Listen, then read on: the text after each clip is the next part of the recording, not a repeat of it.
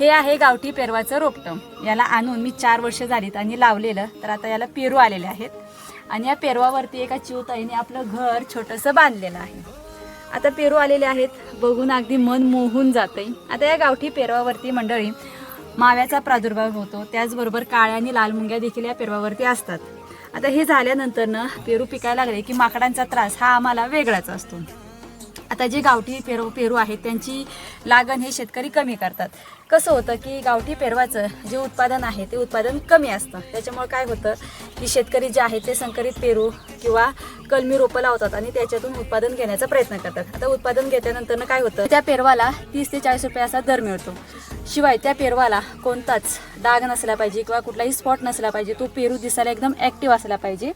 आता गावठी पेरू आहे, आता याला 4 वर्ष झालेली आहेत आणि खूप छानपैकी पेरू आलेले आहेत.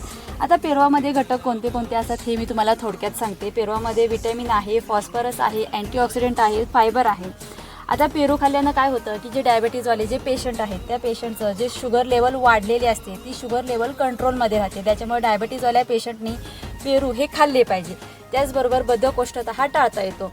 आता आम्ही लहान असताना काय करायचो, शाळा सुटली की बाबा कुणाचा तरी पेरू भरलेला आहे, मग गपचूप चोरून जाऊन पेरू काढायचे आणि कुठल्या तरी कान्याकोपऱ्यात जाऊन बसून ते पेरू खायचे. मात्र शिव्या माणसं आम्हाला द्यायची, त्या आयला आमचं पेरू कोणी चोरून नेलं तर तरी पण आम्ही चोरायचो आणि ते पेरू खायचो. शिवाय पेरू खायची आमची जी पद्धत होती ना ती तुम्हाला थोडक्यात सांगते मी, की पेरू घ्यायचा कुठल्या तरी दगडीनं फोडायचा, त्याच्यावरती थोडंसं चटणी आणि मीठ टाकायचे आणि मस्तपैकी कुठल्या तरी कान्याकोपऱ्यात बसून पेरू खायचो.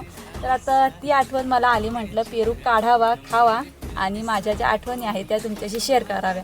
बाकी तुम्ही जर असे कोणाचे पेरू चोरून खाल्ले असाल तर नक्कीच आपल्याला कमेंटमध्ये सांगायला विसरू नका.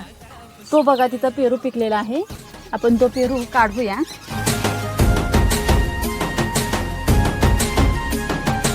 हा बघा एकदम ओरिजिनल कलर आहे,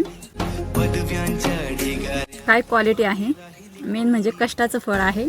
आणि दुसरी गोष्ट जी मी नेहमीच म्हणत असते की एकदम ओरिजिनल आहे आणि एकदम नॅचरल आहे. ते असं मीठ टाकायचं, थोडंसं तिखट टाकायचं आणि पेरू खाण्याचा आनंद घ्यायचा. असा पेरू आम्ही लहान असताना खायचो. आज आठवणी ताज्या झाल्या, म्हटलं तुमच्याशी शेअर कराव्या. या पेरू खायला, एक नंबर.